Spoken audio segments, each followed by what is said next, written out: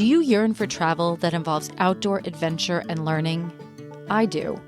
I also have a passion for all things farming and agriculture. I've traveled to exotic jungles to learn about growing chocolate. I even once owned my own organic vegetable and sunflower farm. And now I'm planning my journey back to agriculture. Agri-tourism, defined as travel that involves some type of agricultural experience. Agri-tourism is all about entertaining. But the marketing strategist in me knows that at its core, agritourism is really about educating, and education affects change. My future farm needs to deliver a profound experience to all of its visitors. It needs to educate people about food, health, and climate.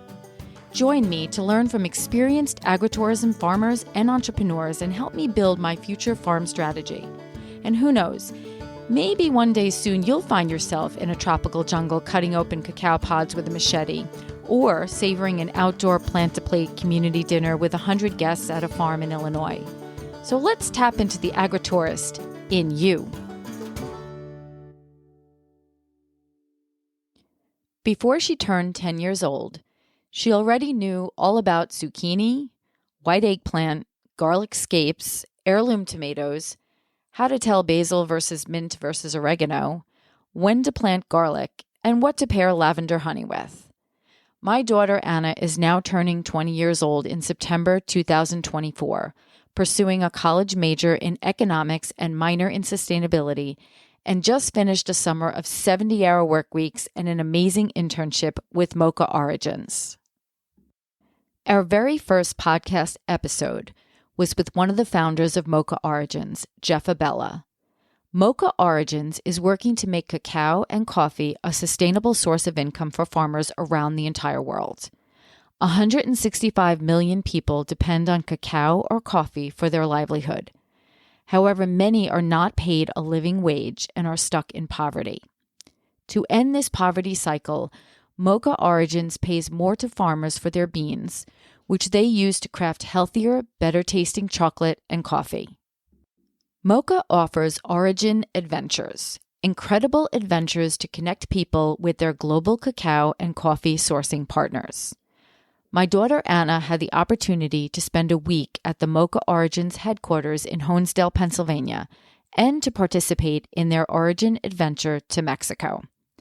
In our podcast episode with Jeff Abella, we took a deep dive into all his current Origin adventures.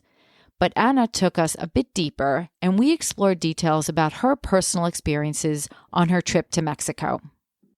Hearing about this trip through the eyes and inspiration of a 19, almost 20-year-old is a unique perspective and one that I truly enjoyed. I am really excited for everyone to virtually meet my daughter Anna, and very humbled to have the opportunity to interview her so early in her career journey. Maybe one day when she has advanced in her career path, she will reflect fondly on this interview. Welcome to the Agri-Tourist podcast, and enjoy my conversation with Anna Morrongiello. Okay, so welcome, Anna. Thanks for having me. I'm so excited to speak to you. So you are ending your teenage years, going from 19 to 20. How does that feel, by the way? It's a mix of emotions, but, I guess I'm like wine. I age nice. No, seriously, how does it really feel? It's a little scary not being a teenager. That's been my identity for the past 6 years. So it's a new era of my life, and I'm excited to take on this in my 20s, actually. I'm excited to take on that role. So you are going into your junior year at the State University of New York at Geneseo, one of our SUNY schools, and you are studying economics and sustainability as your minor, economics as your major, obviously. So I know that, you've always, because I do know you, I am your mom, but you've always been this business person. Definitely, when we had our farm and we had our CSA, you always knew how to cross-sell people, so they'd pick up their CSA package and you would sell them honey, you would sell them everything else. You had this amazing ability to connect with people and naturally just cross-market them. So Why economics? Well, it first started my senior year of high school. I had an option to take to like satisfy a history credit with an economics course, and I was like, I've never taken this before. Why not? Absolutely hated it my senior year of high school, and was like, thank God this is over. Never have to see that again. Well, here we are. Took it again my freshman year of college as a prerequisite. I went in initially as a business administration major. I really I didn't know what realm I wanted to go to into the business world. So I took the economics course and I absolutely fell in love with it. I like how intricate it is, how one thing could affect another thing on a large scale, but also have no effect in a different realm. And I like just how everything is interconnected. And I hated math. In high school, I was really bad at it. And then something just clicked. When you really love what you do, you'll make it work even if it's not your strong suit. So I know we've talked about this before, but I'll just ask it. So I know you macro versus microeconomics. You like macro better, correct? Yeah, so macro is more of like a large scale thing, GDP, stuff like that. Micro is the more intricate, small, like math and what goes into economics. So like an analogy a lot of people use is micro is on a small scale, like independently, like how, the economics affects you as a person. And then macro is kind of going to be like the whole economy in general. Okay. Interesting. So sustainability is your minor. First of all, why did you pick a minor, and then why sustainability? Personally, I felt like I needed something to add on to. I was like, okay, I just have a major. I was like, I want to add a minor. I grew up on a farm, basically. Started with a Heartbeat Farms, and that's where my sustainability minor, I think, stemmed from. I learned a lot about food insecurity and just like agricultural businesses, and I really wanted to push my education further by taking on a minor, and I thought, what better than sustainability? That's what I grew up around. That's what I believe in. I think it's, very important in today's world, and it isn't brought up to issue as much as it should be, and it's not addressed the way it should be. And I just feel like it would be like a good match with my economics major as well. Before we go on, you know, the farm that we started volunteering for donated most of their food to their produce that they grew to food pantries. And then I know that you and 3 other peers of yours, one being your sister and then 2 other friends, started it was more of a project. And you want to just tell everyone what that project was? Because I think that project, obviously we were donating to people in need, but that project took it a little step further. Why don't you talk about that? So it initially just started with volunteering on a farm, Saturdays and Sundays, pretty much. There all day, basically.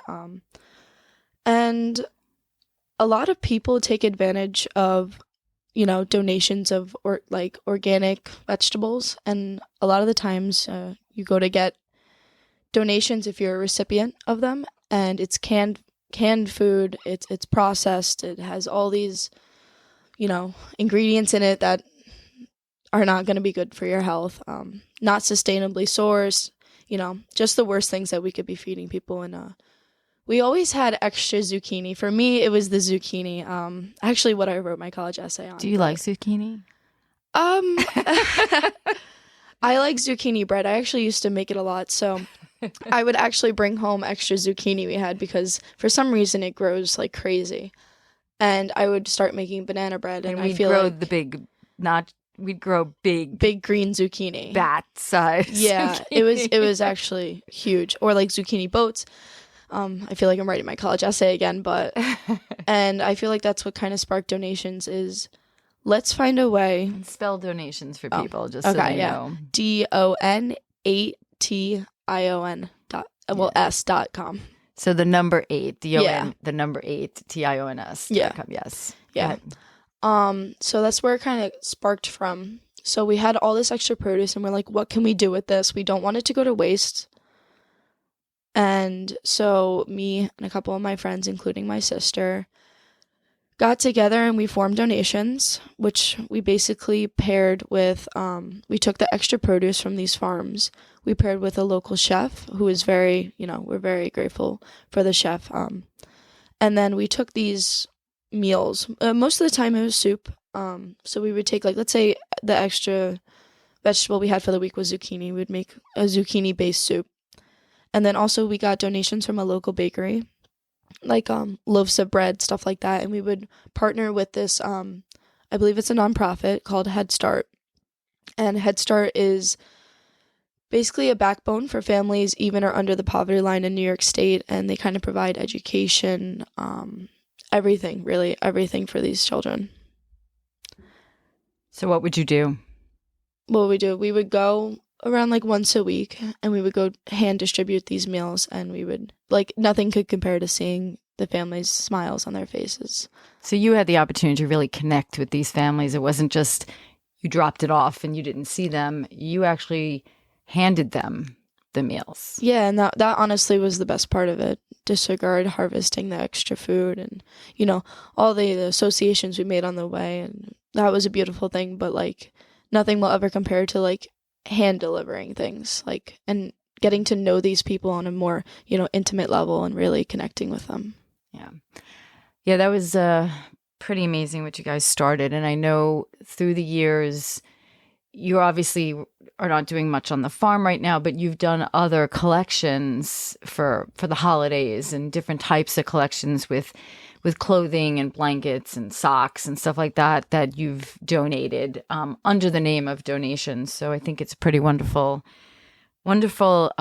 project that the four of you started, and who knows, may continue in the future. Yeah. So before we talk about Moka Origins, which was an internship opportunity that took you both to Pennsylvania and Mexico this summer, I want to talk to you about, because you're not a foreigner to traveling and seeing the world. We went to the Dominican Republic. Were you 12? Were you 12? Or were you yeah, younger? I think I either was 11 or 12. Yeah. What year was it? I don't remember. 2015, 16? I'm not even like sure. So basically, my friend Waldo Cabrera has a media production company, and he is from the Dominican Republic, and we went down with his family and my sister, and we did a lot of filming in the Dominican Republic, and we stayed on the north side of the Dominican Republic, and in some of the places where Waldo was from. So we really got to see the culture, the real culture of the Dominican Republic. We were not staying in a luxury resort or anything like that. It was an amazing trip. And one of the highlights of the trip was seeing Waldo's family's 100-acre organic cacao farm, which I never knew in all the years I knew him, that he even was involved with cacao on that level. So you, around the age of 11 or 12, had that experience. So tell us about what your view of that experience was from your eyes, that you can recall. To what I can recall, I was 12. Now I'm old.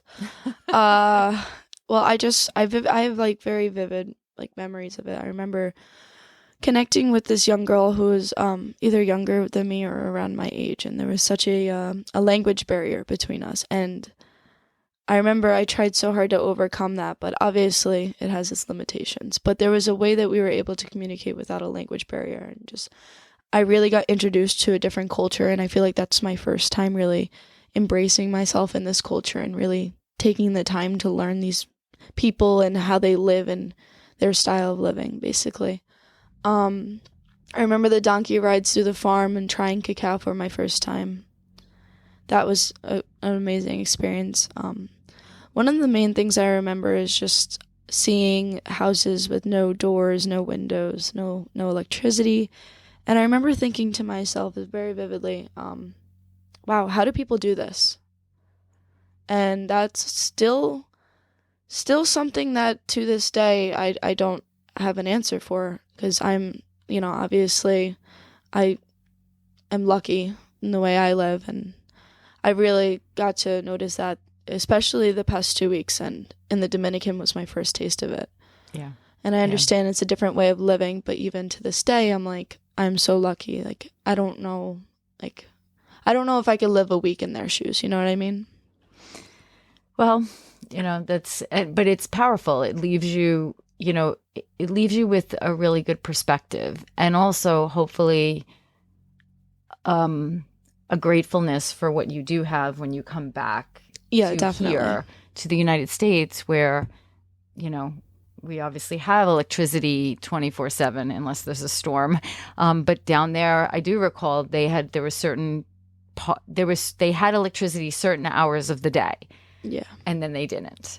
For me, it was just like security, in terms of security. Like they didn't have doors, they didn't have windows. And I remember thinking to myself, like, how do you know if someone's going to break in, or, how do you defend yourself? But they were such a tight-knit community that wasn't even a worry in their mind. And that really spoke to me about these people trust these other people. And that's something that I don't have in a general scheme of things where I live. Like, we don't trust everyone. We don't trust that they're good people. But in this certain part of the Dominican Republic, and especially on this acre of land, that little community they trust these people with their life. And it was pretty amazing. That trip was, it was a very diverse trip. We obviously, you were on the donkey going through a cacao farm. We were eating right from the cacao pod, tasting the raw cacao. And then we were in like a rainforest, and it actually started pouring. And then, but then at the other time you were out, on someone's back on surfing, parasailing. It was and then we were on the top of this mountain. That was probably a very memorable experience for me, and I just want to talk about this for a second because I got to see you very differently. That in this one moment, it was this dinner on the top of this mountain, and it was a Dominican and Indian style dinner, and we were literally sitting on the floor on pillows around and eating, and it was a very unique meal, and watching the sunset because we were on the top of this mountain. Yeah, it was gorgeous. And there was let's say there were 12 to 14 people, and it was me, you, and my sister, and then people we did not know, and they were from all over the world. Mm-hmm. And I remember this one couple spoke 20 languages. They were amazing. And you were engaging everybody. And I was just watching you, how you were just engaging everybody in conversation, regardless of their age, regardless of where they were from, regardless of what languages they spoke. You were pretty amazing at that meal. I just was like, wow, she just has this unique ability to connect to people that I've never seen, especially in a person her age. So I'll never forget that moment. It just was one of those moments as a parent and just as someone who knows you, not even a parent, that I was like, wow, that's cool. Yeah, I feel like I was, it's an innate feature for me. I was born, I like to talk to people. Through my not my college years, but my high school years and some of my middle school, I learned Spanish, and I love talking. If you know me, I love to speak. I speak a little too much, some people would say, but that's okay. So I learned Spanish, and one of my high school teachers really was one of the best teachers I've ever had. She's an amazing teacher, and I call her out. What's her name? Her name is Mrs. Andujar. Really, she opened up this new love for speaking Spanish for me, and then that's what kind of led me to Moka Origins. So let's talk about Moka. So I met actually with Abby. Me and Abby were going into New York City, and when I had the farm, we were trying to do a winter CSA box, and we were looking for chocolate bars, and we went into this chocolate fest in New York City, and we we connected with Moka Origins that day. It wasn't Jeff at the time, but the lemon ginger bar. And I then, of course, wanted to order chocolate, but I wanted to go pick it up. And their home base is in Honesdale, Pennsylvania, at their chocolate making center, which is a barn, basically. It's amazing. And so my relationship with Jeff has built over the years, and I am a big supporter of their company. And they not only do chocolate, which was obviously my interest into the company, but they also do coffee. And they have a huge social impact. There's such a mission to their company. So when we started talking about internships, and there are, obviously many types of internships that you can pursue doing economics and sustainability. But I just thought that this might be something unique that could also take you out of the country a little bit to learn, to broaden your scope of economics and sustainability. And I introduced you to Jeff, and you guys came up with some projects. And I know that you spent a week in Honesdale, Pennsylvania this summer at the factory. So do you want to talk about that experience and one of the projects, the economics projects you worked on, and what you uncovered doing that project? Yeah, so I left to go to the Moka headquarters. I met up with Jeff. I think it was my first time ever meeting him in person. He's an amazing guy. Really has a great business going, and the social motives behind his business is really what seals the deal for me in terms of, right up my alley. But I went there, and I kind of went there with an open mind, didn't really know exactly what I was working on, but Jeff jumped right on it and gave me a project to work on. So basically right now, and this also coincides with my economics major and sustainability minor. So right now in parts of Africa, Ivory Coast and Ghana, there is a huge shortage of cacao to the point where the price has raised, I believe, around $9,000 per metric ton, which is insane. It's one of the biggest spikes we've ever seen. Do you know what it was before that? So initially, nominally, it centers around 3,000. Okay. And then it went up to like around 12,000. And it was in a short span of time. It was a huge spike. Nobody saw it coming. And larger corporations kind of held off on sealing new contracts with these.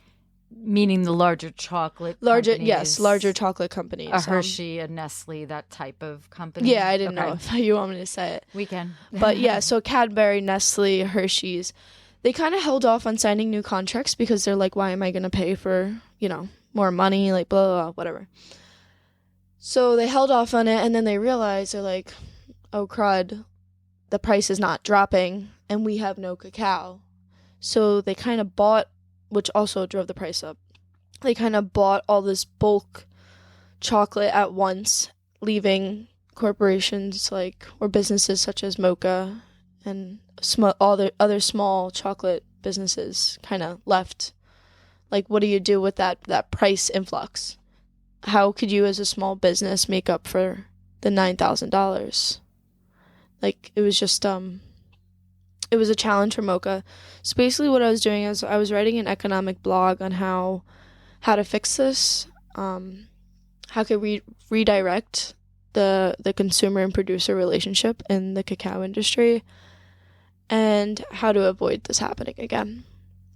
So what made this happen? It had to do with more climate stuff? Yeah, so it was more climate induced. It's basically the growing. So there was, So basically there was a drought.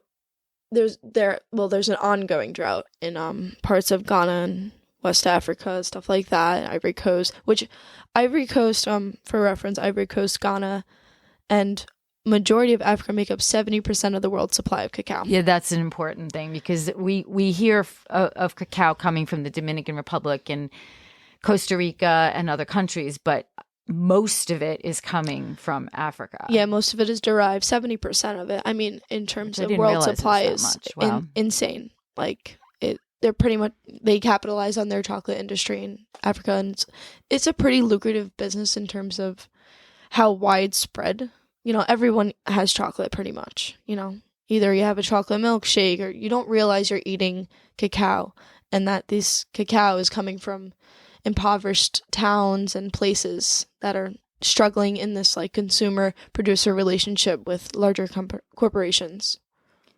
So, okay, so you wrote this blog for Mocha, and I guess after learning all this, how did it make you look at the industry? Because we, like you just said, we eat chocolate. We eat chocolate all the time. It's in so many different things, but we're not always thinking about the economics behind and the industry behind and the farming behind an industry. And this probably really made a connection for you in realizing that. Yeah. I mean, even with the trip to Mexico involved, I learned a piece of information that kind of took me back is in order for a bar of chocolate to be considered chocolate, it has to have at least 11% cacao in it. Hershey's chocolate has around 11 to 12% cacao in it. So they meet those minimum qualifications to be a chocolate bar. And I was just thinking about that in the large scale of things is they're just exploiting these farmers to make ends meet for them in their convenience. And it kind of took me back because these people that I've been coordinating with and talking to are the most humble, hardworking individuals I think I have ever met. And not to mention nice. They are just nice people. They will take you in. They will feed you. They will, they'll stick their neck out for you. And that's really, I mean, especially as a stranger, quote unquote, that meant a lot to me. It's not like, I feel like it's not really normal for us to just take in people and feed them. But that was a huge thing, for me. But I just realized that these larger corporations are exploiting their farmers. These farmers are making, around $1 a day most of the time, if that. And it's a means of how could this farmer, 1, continue his business, 2, profit off his business, 3, make ends meet, and 4, let's say something happens. Let's say you have a drought, all your cacao trees are gone. How are you going to recover from this? So they're leaving these farmers kind of like in, I don't want to say the word like a sharecropping, but it kind of is like that. They are forced to work and then you're going to buy it and then they have to use that money to, keep living, and they're kind of working paycheck to paycheck. All right.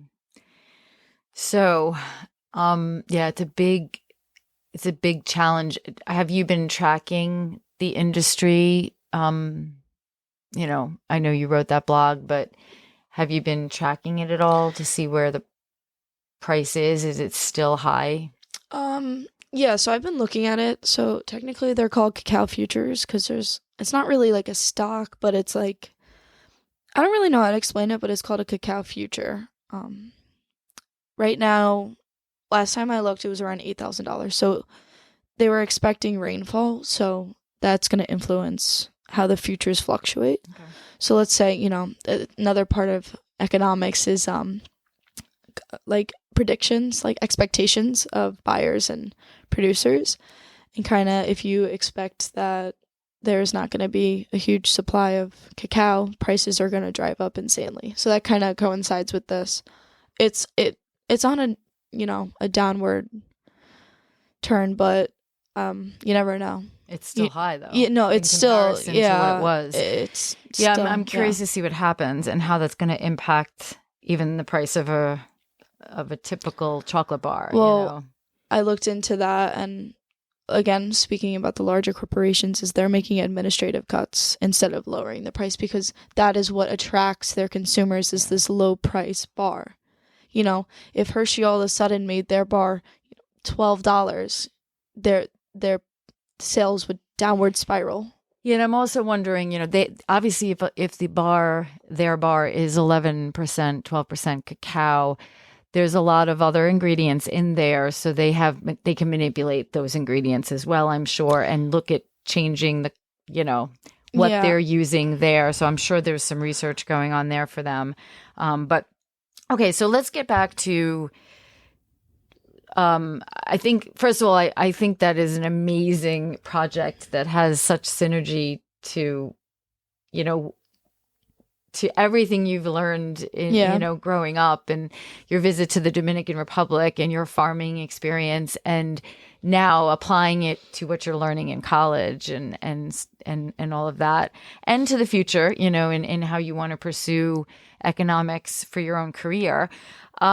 So in addition to Pennsylvania, you spent 13 days in Mexico, but not on a beach resort in Mexico. You went on a Moka Origins trip to Mexico, which is a very unique cultural immersion. And I have the itinerary here, so I'd love to go through that itinerary. And if you can kind of tell us about the trip, Yeah. because I think it was such a unique experience. That many people will not get to experience, but they could experience it through, you telling us a little bit about it. And who knows, they may want to do it. But, between the culture, the food, the agriculture, the economy, there's so many things that you probably observed while you were there. So you flew into Mexico City, and tell us just what was your first impressions? It was busy. It was fast moving. Everyone was really nice though, very respectful. It's kind of interesting. Once you get off the Delta flight and go on to an Aeromexico flight, the energy just really changes. Like on my disregard that, on my way home, I was like, whoa, I was like, okay, but the people in Mexico are honestly really welcoming. They want tourists. They want you to come in. Right when I got out, picked up my luggage and left, someone was like, oh my God, where are you from? And I was like, New York. She goes, thank you. And I was like, oh, okay. It was just a first experience for me though. The people were so welcoming there, and the culture there is gorgeous, to say the least about that. So the first, everyone came in, obviously, that was on the tour, and then you took a bus to another city and stayed over. So where did you go the first? Yeah.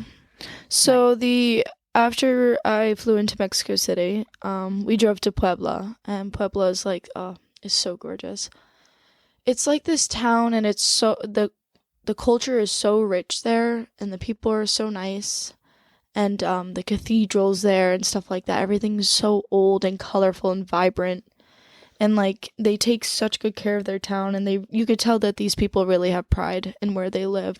Again, someone stopped me and was like, where are you from? And then in Spanish they said, we're so happy to have you. And were you able to, I presume you were speaking Spanish a lot. Yeah, I was speaking probably a lot of helps Spanish. A lot of people on the tour, some of the people on the tour with you. Yes, a lot of them didn't speak Spanish who were with me. We did have a translator at one point, but only for 2 days. That was in Hinotla, very desolate town. So anything else about Puebla that you want? You were there for dinner and overnight. And then I think the next day you also explored the city, right? Yeah, so after, also the hotel that we stayed in was absolutely gorgeous. Very historic town. That's something that took me. It doesn't look that way. It looks very vibrant and everything's, upkept. But the hotel that we were staying in was very, I don't know the exact year, but I know it had a historic presence and nature to it. Yeah, so the next day we took a bus tour through Puebla, and on terms of historic, it had a lot of relevance to Mexican independence. I'm trying to remember who they gained it from. I believe, I don't know if I'm right, but I think the French. I'm not sure. Or the Spanish. I'm not sure. But basically, there's a lot of battlegrounds in Puebla, kind of their quote unquote civil war, and exact places that they fought. That they're this is why Puebla's independent. Like Mexico has their independence today, is because that these battles were fought here. And I don't remember all the history to it, but it's just such a rich history to it. Yeah. Okay. So that town was like 2 hours east of Mexico City, I believe. Yeah, I mean, that's it was without about traffic. Mexico City is not an easy place to drive through. Took us about 4 hours with Mexico City because just to get a mile from the airport took us about an hour. So yeah. Okay, so day 3, I think, was a big journey, or was a longer journey. I remember from your pictures, this was it was one of the most beautiful places you went to. You want to explain where you went? Yeah, so we took a small bus to Hanotla, which is in the North Mountains of Sierra, and it is one of the most gorgeous places I've ever seen in my life. The agricultural industry in that small town, brings in a huge economy for them, and just everyone there, again, is so nice. You hear good morning on the street, how are you, buenos dias, you don't hear that here. The landscape, the mountains, you're surrounded by mountains, and you don't really get like a lot of service there, but at the same time you're not really thinking about that. You're more thinking about, wow, like look at this amazing view I have in front of me. The religious history there is insane too as well. There's a gorgeous church, a blue church, that overlooks the mountains of Hanotla, and we were fortunate enough to be able to go in it, and really it was just gorgeous there. Yeah, I remember you called me or FaceTimes me one morning, and as you were walking up this cobblestone walkway up to the top, and the view was just magnificent. Yeah. It was just looking out on green mountains, and it just must have been, it was gorgeous. Just from the FaceTime, it was gorgeous, but I can't imagine just being there and just hearing nothing. Yeah, being there was a surreal experience. It's kind of one of those views that you don't want to leave because the photos will never do it the justice as your eyes would. You kind of just are like, wow, like let me take this in while I can, because you could look back at these photos, but they're nothing compared to living it in time. So on this part of the trip is where you did visit a coffee farm, and this was one of the farmers that you were communicating with before this trip, and I know it was difficult because of coverage and all of that, but you were able to meet him in person. So why don't you talk to me about that coffee farm and who this person is, and just, what you did at the farm and what that experience was like. Yeah, so for a couple months now, I've been, I mean, I would call it a liaison with this coffee farmer. His name is Arisandi. Again, one of the nicest people you will ever meet. He owns 3 hectares of land in Hanotla, just coffee, just straight coffee, a coffee farm. He kind of took us in. He gave us a tour. He told us what Moka is doing for him, and I remember asking him, like, why do you do this? And it kind of derived from a family, like a heritage thing. His father and his mother, and he went to university and he studied agriculture, and he kind of fell in love with it. That's to the best of my knowledge that I remember him saying that. And then he has like a sidekick with him all the time. And that's the guy I was dancing with when we had dinner. And he was also very nice and welcoming. He actually took the camera and helped me with a couple of shoots that I took on the farm. And basically they welcomed us into their farm. It was down this, beaten path, like all the way down, like you saw horses walking down it next to us. And we planted a bunch of coffee trees all over their farm. Yeah. Oh, wow. Yeah. Yeah, that was a really cool experience, really getting your hands dirty. Excellent. Is there anything you learned about coffee? I don't know much about coffee, so I really, but like, is there a specific type of coffee they're growing versus other coffee? I don't know much about I'm not sure about the type. I just thought it was interesting that coffee doesn't look like how it grows. Coffee is this like green, I'm trying to compare it, like not like a grape, but like a smaller grape. and it's just green. And when it's ripe, it turns red. Okay. Not like fire truck red, but like a dark, deep red, sometimes light. And you basically just peel it open, and it's like white inside. And I guess it gets that brown color from roasting and fermenting and stuff like that. Do they roast and ferment there, or does like what come? Because Jeff obviously gets a product that he turns into coffee. So, like with cacao, they usually ferment and dry in country, and then it's shipped to, let's say, America. And when Jeff gets it, he then continues in his process of whether it's roasting and taking the bean out, and then turning it into chocolate. But did they show you the process at all? Or did you not see that part of it? Arasani showed me, no, yes, they do. They Okay. do. He actually has a hand powered roaster. He puts the coffee beans in, and I guess there's a fire under, and with his hand turns it for, however long he needs to. I'm guessing it takes a while. And he just keeps doing that, and then he grinds them. He showed me his new grinder, which is pretty cool. That's when he brought us into his house.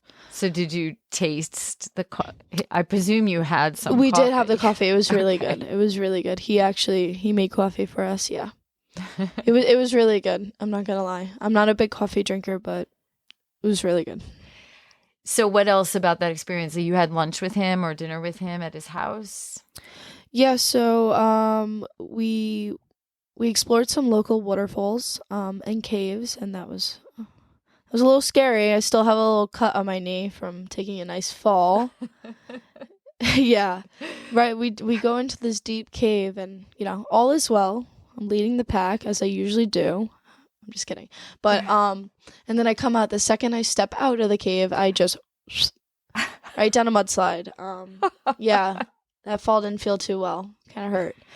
But yeah, so we did that, and then after we kind of got cleaned up, and then Arasandi invited us over for a traditional Mexican dinner. And they take it very seriously. One thing that I noticed is that they take their meals seriously there. They definitely do not underfeed you. You are fed until you can't, until you can't eat anymore. Yeah, so I walked down because Hanotla is a very small town. Pretty much you can walk everywhere. And Jeff meets us there. He goes, "Great, the band's warming up." And I was like, "Oh, like that's a funny joke." No, there was a literal band that Arasandi set up for us. Not like a mariachi band, but I wish I knew the type of dancing and the music that they were playing. But it looked like a father and his two sons. That's from what I did. And we cooked the food with Arasandi's, I believe his wife or mother. We cooked it. She let us. I forget what the name of it was, but it was basically beans in like a bread wrapped in a bread, and we just helped make it. And of course, ours all turned out very very different looking, very unique, but that was also an incredible experience. Just being welcomed into his home was definitely something that like kind of took me back. Is like, and like this is like how they live, like this is their life, and like it was very grateful for that experience to be welcomed into his home and really embraced in their culture and their way of living. Very cool. Very cool. So is there anything else about where you were that you want, that anything else that you want to express about Hanotla? So in Spanish, a lot of their J's are pronounced like an H. Like, I'm trying to think of a. So that was in the Sierra Norte Mountains. So. Yeah, the trip up there was definitely windy. If you ever want to visit and you get car sick, I would recommend Dramamine, I think it's called. You would definitely be needing that, but it was just in all of it, what Hanotla is, it's a gorgeous town. The history to it is amazing. The agricultural economy there is amazing, and just the businesses there, and everyone's so welcoming. Everyone wants you to be there. It's not like you're frowned upon. Like, oh, Americans. It's like, oh, Americans. Like that's so cool. Like you're coming and visiting this small town of ours. Like they're gonna love you there. Right. Excellent. So after you left there, that was a long drive. It was like another 7-hour drive because you went to the coast, correct? Yeah. So tell me about that. Was this when we lost coverage with you? Was this the one where you didn't have coverage for a few days? Yeah. So we went to Montepia. Montepia is again, not so big town. It's beautiful. It's right on the water. And the Gulf of Mexico. Yeah, the Gulf of Mexico, yes. Beautiful. And so that was a very long drive. I believe it said 7-hour drive, but we left at 8 and we got there around 7. And that's also with a lunch in between and some bathroom breaks. But that was definitely a grueling drive. Well, let me ask you about the drive, though, because the drive, I'm sure the scenery and what you see, like, what was that like? Because it's not like driving, on the Long Island Expressway. It's what are you seeing when you're driving? Yeah, on the side of the roads, you see a lot of dogs. Dogs is, I always have had. She wanted to rescue everyone. Yeah, I would. I would have loved to bring a dog home. But... I think I got more pictures of dogs, than anything from you. Yeah, I like dogs, but you see a lot of like farm stands and like local craft shops almost, and these people are working. And also another thing that I took notice to is you have kids working, like 6-year-olds that will come up to you and try to sell, like with their mother. Traditionally with their mother, you don't see a lot of men kind of, like the small things that they make, like they sell, and they'll come up to you and be like, ugh. These children are very young, like 6 years old, 7 years old, and upwards from that. And I just thought that was like really interesting part of their culture that, you start working when you can and you work from there. And like that really made me realize how hardworking, Mexicans are and how that's normalized kind of in their life. One thing I wanted to go back to, actually, because I know you mentioned this, and I remember when I was in Oaxaca, the same thing happened. I think it was in Puebla, you mentioned that the military, you saw a lot of military presence. Yeah. With guns, big guns. Yeah. And I remember when I was in Oaxaca, which is a major culinary city, when I was in Mexico, that presence was there, and it is intimidating a bit. Not that you don't see policemen with guns here, but it's a different type. They kind of usually are in a little open-aired van, and they have like they're standing AK-47s, and they're standing, and it just felt that presence is very intimidating. And in Puebla, you noticed that, correct? Yeah. So in Puebla, I would venture off alone a lot and go for a walk or whatever. I really wanted to go around the city and just experience you always felt it. Safe. Yeah, no, there is not a single moment that I felt unsafe. Yeah, I want to be clear about that, because even when I was in Oaxaca, I did the same thing, and I always felt safe. Yeah, I feel like there's a lot of misinterpretations of Mexico. Even, some of my personal friends in my life were like, oh my God, be safe. And I'm like, I came back and I'm like, You have to be mindful wherever you go, even here, everywhere. So being mindful, and being safe, but, that doesn't mean don't explore, No, yeah. So I went, but like even like in like places in the United States, like outside of New York City, like you don't go down certain streets. Yeah. You know where you should be and where you shouldn't be. But that's everywhere. That police presence was more in Puebla that you saw. Did you see that throughout your trip? So mostly it was in Puebla, Villahermosa, major cities and towns. Puebla's pretty big. Obviously Mexico City as well. And then you have like four police officers or National Guard, and they have different types of police. They have municipal police, state, and then National Guard. Those are the main 3 that I saw. Either way, you have an AK-47 on your hip, and you are like in like Navy SEAL like gear. It's like crazy. Like honestly, the gear that they receive, I was like, whoa, like why don't our police have this? Makes our police look like. But It's a little intimidating, but you didn't feel unsafe. No, not at all. Okay. I knew that they were there for obviously a good reason. All right, so let's go back to the beach. Yeah. So tell me about that experience. Okay, so that looked exciting. Yeah, we got to Monte Pia at around 8 o'clock, 7 o'clock, and the hotel's name is Terapia. And so basically the story behind Terapia is gorgeous. It's this lady runs it. She's I'd say she's around like early to mid 20s, very vibrant personality, but she helps run it with her boyfriend who she met a year ago. I think they might be getting married soon. I don't know. But her parents kind of started this whole thing. Her mom was like, her dad was like, I want a house away from everyone. I don't want to talk to anyone. But her mother's the opposite. So her mother likes to talk. She loves kids. She was actually so good with the kids on the trip. And her mom was like, yeah, like we could do this as long as it becomes a hotel. So that's the formation of Terapia. And they basically created this hotel, I would say this luxury inside of a jungle that really allows you to immerse yourself in the nature around you. And shout out to the howling monkeys. Every morning throughout the day, it sounds like you're in Jurassic Park, but I promise you they don't harm you. But yeah, so Terapia has no service. They will not give you the Wi-Fi unless it's an emergency. So I was completely off the grid for 4 days. I mean, at first it was a little bit of a shock to me. I was like, wow, what do I do? But then around day 3 and 4, I didn't want to leave. I was like, this is nice.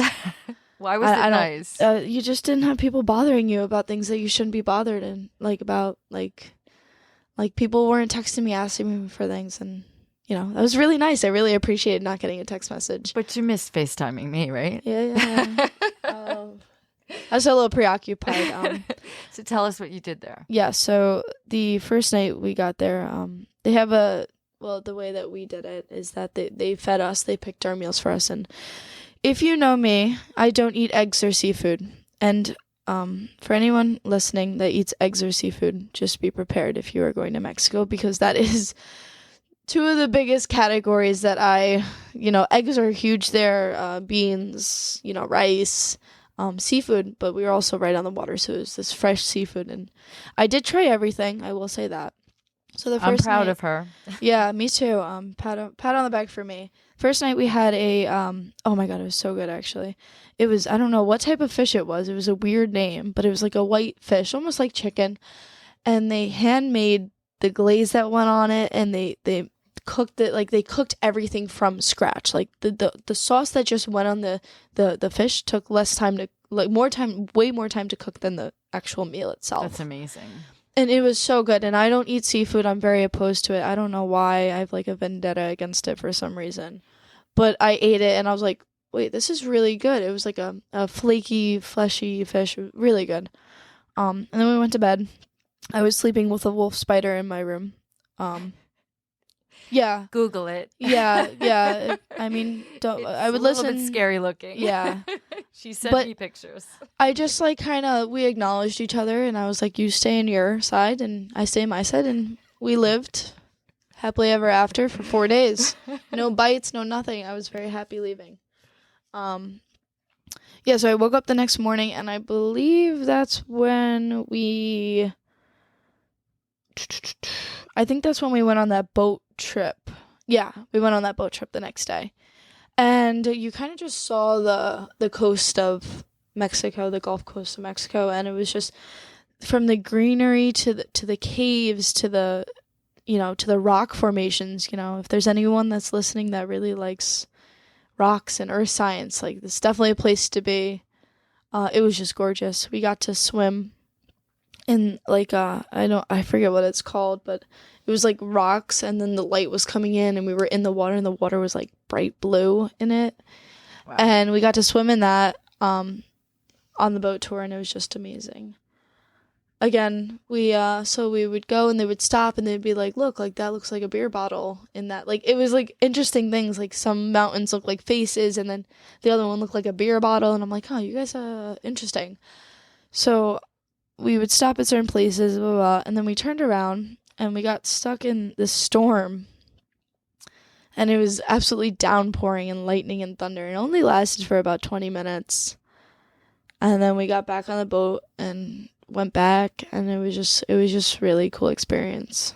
Very cool. It was gorgeous, absolutely gorgeous. And again, people were like, "Why are you here? Like, you're from America. Like, why this small town?" And I think that these parts of Mexico really want this attention and this tourism, and that they benefit off it so much. But not only do they benefit off it, but they want you there. They love meeting new people and having people really experience their way of life. And I think that was one of the most, like, I don't know how to explain it, but like I took that to heart. Like, I was like, these people, I feel like a lot of people paint this picture as, Mexico's very, off the shoulder. Like, they don't want you coming, but these people want you there. Like, they would love to have you, genuinely. So, anything else on that area before you left? Anything else you want to highlight? I know you got bit by a jellyfish. Yeah, I did get, I think it was a jellyfish, but yeah, my hands were burning. No, it was just really cool. They took us on a walk through their property and really explained how, like, they do things around here, and basically the upkeep of just their place alone is insane. They said if they don't do anything in 2 months, that the jungle would take over their small hotel. And one thing about Terapia that I really loved is that they want to not only be your host, but they want to have a relationship with you. They want to feed you. They when you, even on their website, it doesn't even say they're up yet. It says coming soon. Oh, really? Yeah. And she's like, "Oh, I've been meaning to change that." I'm like, maybe it's a good thing. Yeah, if you want people. Because if you really, like, people who, like, it's a different type of living. A lot of people think of, like, vacation as, in a resort and all-inclusive, but they offer yoga, hiking. Sounds really beautiful. Yeah, and just the aspect of the no service really ties it in. So next, where did you venture next? Okay, so we traveled to a huge city called Villahermosa. Again, I didn't really see much of the city, but East side, still close to the Gulf Coast. Yeah, a little bit more down, kind of by south. Guatemala. Yeah, yes. Yeah. You're getting closer to Guatemala. Yeah, we were getting closer to Guatemala. Yep. Okay. As you go down, definitely gets hotter. We'll say that. The cacao farms were hot, but we our first night, so we left Montepillo around I'd say 9 a.m.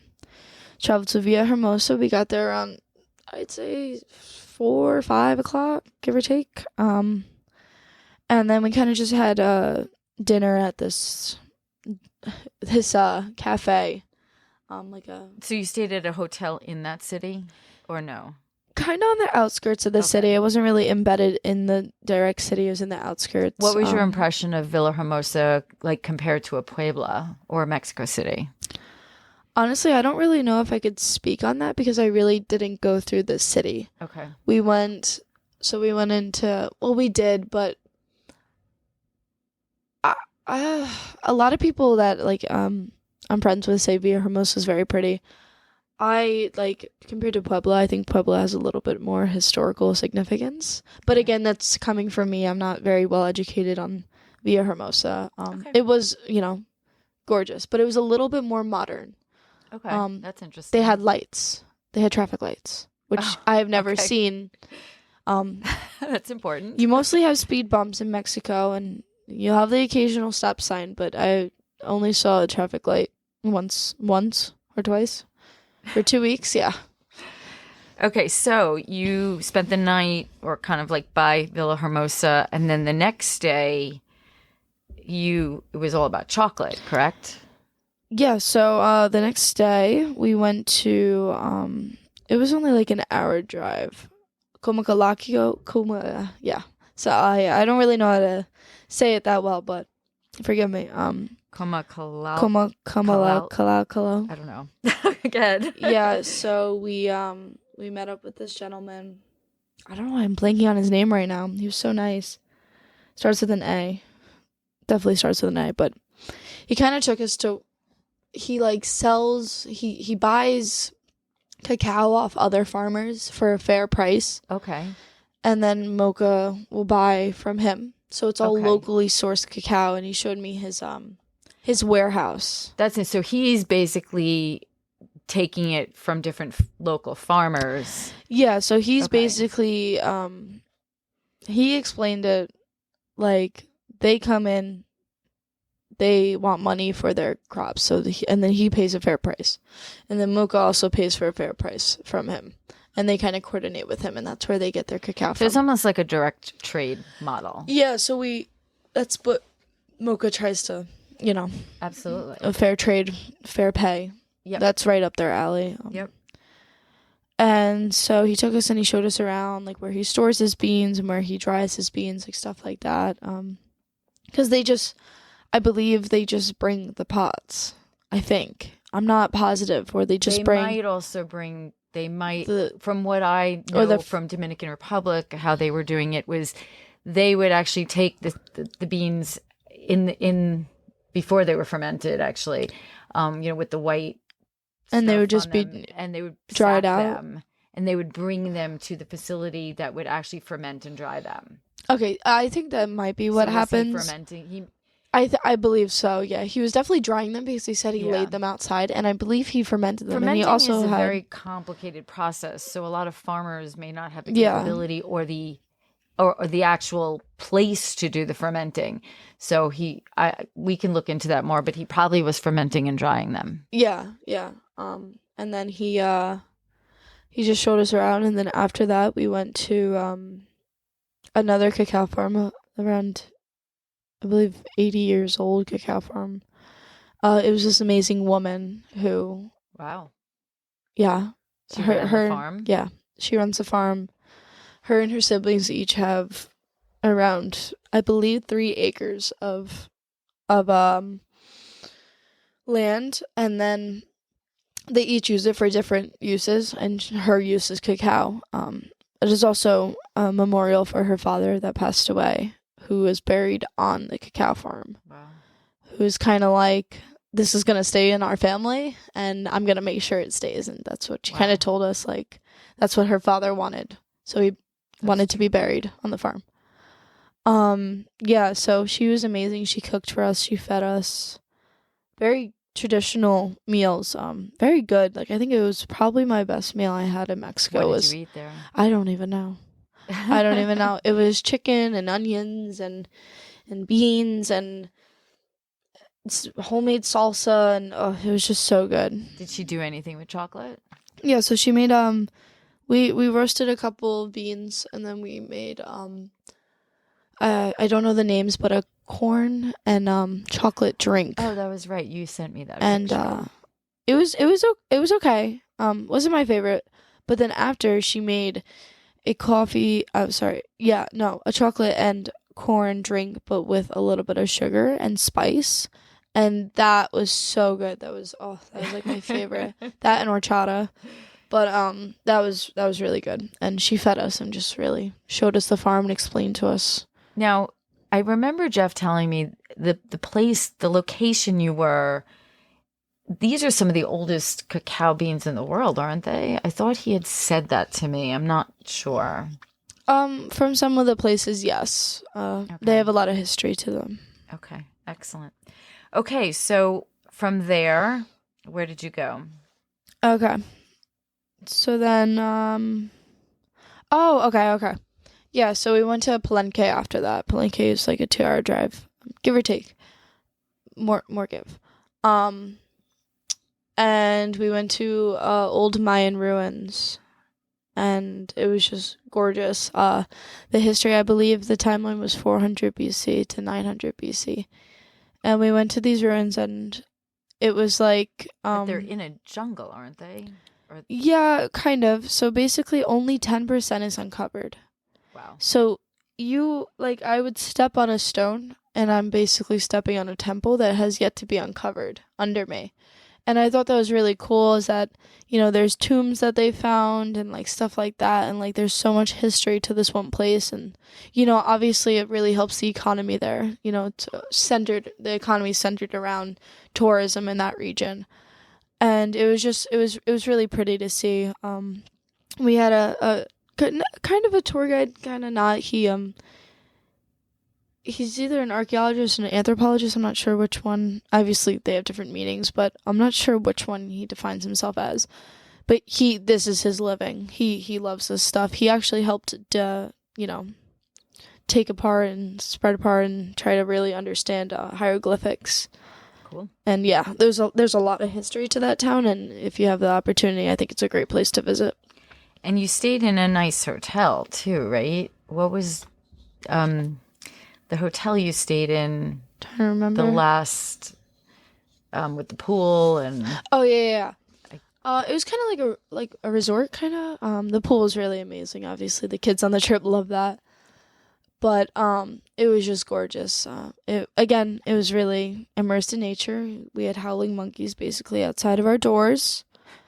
Again, if you're watching this and you don't know what a howling monkey is, just look up the sounds of it. And imagine not knowing you were going to hear that and just hear that. Yeah, if you go to my Belize podcast, I highlight howler monkey.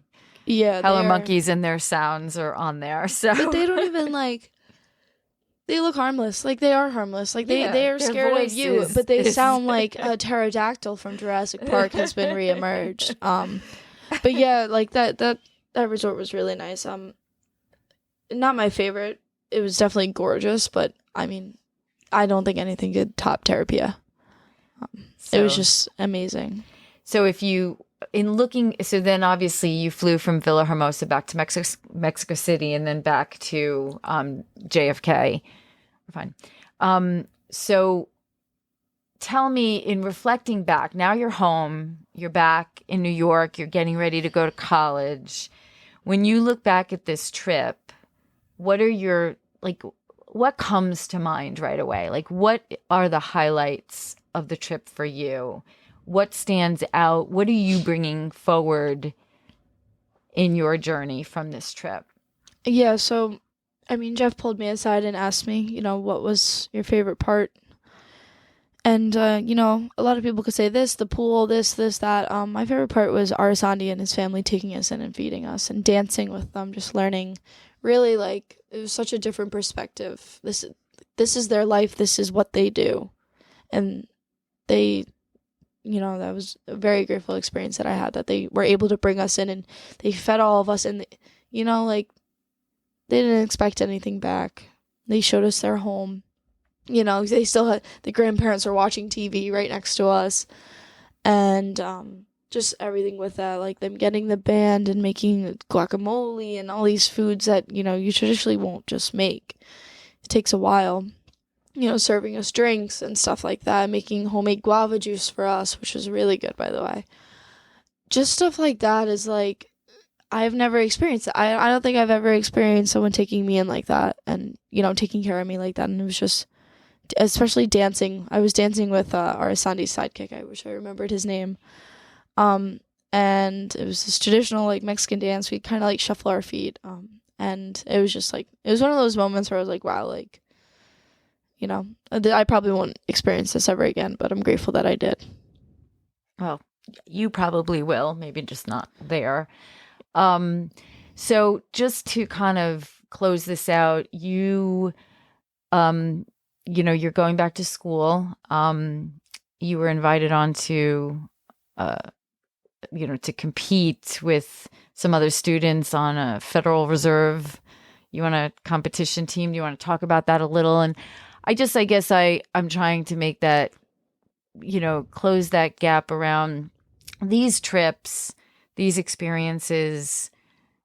We want to bring them back to our real lives and not forget about them as just this experience, because if we can integrate them somehow and bring them forward, it just makes the world a better place, So how, so tell us about what you're doing with this competition team and how you're viewing your future? I know you don't know where you're going to work and you don't know what you're going to do yet, and that's all good. But what components do you want to make sure that you have going forward included in that based on what you've learned? Yeah. So I've been meeting with a research group every Tuesday night for the summer, and then obviously when we're in school, we'll meet in person. And I took one of the hardest classes that an economics major could take, intermediate microeconomic theory, in your undergrad, of course. But and the professor is Dr. Leonie Stone. She was so hard at first, and I was like, oh my God, I'm going to fail this course. And she's known as, a tough professor. But as the school year came to a close, not a close, but like I really sat down and was like, I need to figure out how to pass this class. So I sat down, I go, if there's a will, there's a way. I went to every tutoring session there was, every extra credit, every extra help. And I studied for weeks before exams, and I ended up getting an A. Shout out to Professor Stone. Thank you. Congratulations. Yeah. And I really talked to her and got to learn her. And I asked her, I was like, Professor Stone, if you don't mind me asking, why do you give in-person exams on Sundays for 3 hours at a time? And she kind of explained to me how her son had some difficulties in school with shorter exams, and that she felt that a longer exam is more of a reflection of you, and and it gives you more opportunity to kind of so if a lot of questions feed off each other in these exams, so you'll have like one question, it'll be like parts A through F, and I'm like, ugh, but you get that one question wrong, you get the rest of it wrong, and they fail the exam. So she wants to kind of avoid that, and I really learned not who she was, but like where she's coming from, and I appreciate that now. So she asked me to do research with her, and I was like, yeah, I really like this professor. I took her up on her offer, and hopefully one of my topics could be natural resource economics and how the exploitation of farmers really influence the economy, and how we could overcome negative externalities like this. Excellent. Yeah. And I also just want to do one other shout out, because I know we talked about you and the power of connecting with people. And, I asked you on the trip, so usually when you go away, there's one or two people you connect with, really well. Yeah. And I know you had a friend on the trip. And I just, give an opportunity to just quickly talk about who that was, and just that power of connection, how you never know who you're going to connect with and how they can impact you and how you can impact them. Yeah. So his name is Paul. Shout out to Paul. Shout out Paul. He's a really cool guy. Very, very smart man. He worked at Vanguard for a pretty long time. Him and his wife, who I wish I did meet on this trip, but she seems like a really cool lady. Basically, yeah, so I just connected with Paul. We would talk about, the S&P 500 and how everyone freaked out because it dropped and stuff, like stupid stuff like that, stocks and whatever. Like we were arguing about the economy and about like moral things with the economy, kind of like should I do this even if it's not in my best interest, stuff like that. Like all economics things, but behavioral economics. And he walks me to my gate because we had the same connecting flight, and I turn around and I'm like, because Vanguard's not easy to get into if you're not Ivy League. And I turn around, I'm like, hey, Paul, like literally it was like in that movie, like you see in a movie where someone turns around last minute before getting on their flight. That's exactly what I did. I turned around last minute, like hair blowing in the wind, the TSA yelling at me. I was like, Paul, like if there's any opportunities at Vanguard, let me know. He's like, shoot me an email. I still have some power over there. And I was like, and I left with a smile on my face. Like, you don't realize that the small connections really go a long way in today's world, and that, don't burn bridges. That's one of my biggest things. My mom used to tell me that all the time when I used to burn bridges, and now I don't anymore. You never know how people will come back in your life. Yeah. All right. Well, Anna, this has been a pleasure. Yeah. And although we talk a lot, especially when she's in college, she FaceTimes me. When she's home, she never talks to me. So I actually got her to sit down for a little bit over an hour and do this podcast. So I'm really excited to share this with people, because I think I think you're going to reflect back on this summer as a pivotal time in your life, because it's just taking in so much that you've learned and actually applying it to the real world, which a lot of people in college don't get that opportunity to do. Yeah. And I believe in the importance of internships and even creating your own internship. I know they're not always paid, and I know that's hard on people because you need to make money. But this summer you worked 3 jobs in 3 different pizza places, made money, but also was able to do this and get it all in. Pretty amazing accomplishment. But you did it, and when you reflect on this summer, there's so much that you learned and that you can bring forth in your college years and in your future. Yeah, the summer was definitely a blur. I'm not going to lie. From working 12-hour shifts, around 70-hour work weeks, to also, maintaining my personal well-being physically, mentally, and also relationships that I have. It was a lot. But, I like that. I like the busy life. I like to be busy. I mean, a lot of the times I don't know how to slow it down, and that's one thing that I learned that I need to learn how to do. It was brought to my awareness, literally. Well, let me ask you one more piece of advice for other people, your other peers of yours, who, what advice would you have for them, given what you went through this summer, given, where you are in college, and this opportunity that you created for yourself, basically? What advice would you have for people, who are looking to, start careers and get experience in their majors? Travel when you're young. That's my advice. But meet people when you're young. Yes, yeah. Make connections.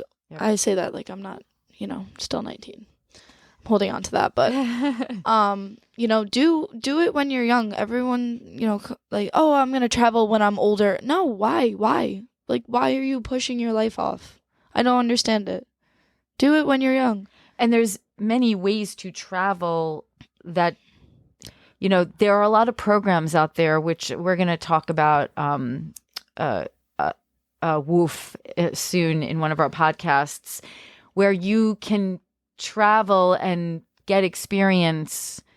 You just have to get yourself there, the flight, but pretty much you live for free and you work and you get free meals. There's ways to do this on a very inexpensive budget, but it's so powerful, the experience and the exposure you get, not just maybe in your major, but to the different cultures and stuff like that you can bring back. Yeah, I would say just do it when you're younger. Do what's going to make you happy. A lot of my friends came up to me and was like, you have guts, man. You have guts going basically, alone in terms of I don't know anyone, to a foreign country for 2 weeks. And they're like, I would never be able to do what you did. Meanwhile, I came back in one piece. I came back happier, more relieved than I left. And I told my friends, and I was like, I had nothing to worry about. There's not a minute that I felt, unsafe. And I think that is a very negative narrative that we have on third world countries, especially. Yeah. Well, special shout out to Jeff and Chelsea for creating this Moka Origins Mexico adventure. They have other trips too that are amazing, just as amazing. Uganda's coming up in 2026. That's it looks like a fun one. They have Costa Rica. I also heard it's really good. Yep. That's definitely on my bucket list. Yeah. But, Ariana, thank you and good luck in your junior year. You have a lot of exciting things going on. Yep. It's been a pleasure. Thank you for having me. Excellent. I hope our Agri-Tourist podcast prompts you to think more about where your food comes from, whether it be your vegetables, fruits, meats, and even those sweet treats. Don't forget to subscribe and share this podcast with someone you think may truly benefit from or be inspired by it. Visit us at agri-tourist.com. Until next time.